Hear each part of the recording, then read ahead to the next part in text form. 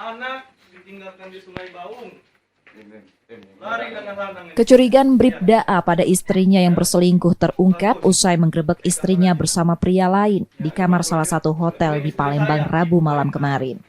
Anggota Polres Banyuasin ini kemudian membawa istrinya yang juga merupakan anggota Bayangkari Polres Banyuasin bersama teman prianya ke Polsek Ilir Barat 1 Palembang untuk dilaporkan terkait perzinahan.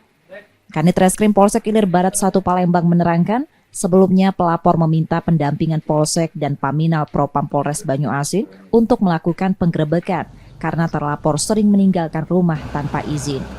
Jadi kita kebetulan bersama piket langsung menuju hotel yang diinformasikan bahwasanya ada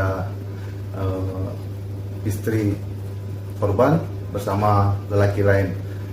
Dan pada saat kita lakukan penyelidikan di sana didapati bahwasannya pelaku dan istri korban sedang berada di dalam kamar dan habis melakukan hubungan suami istri.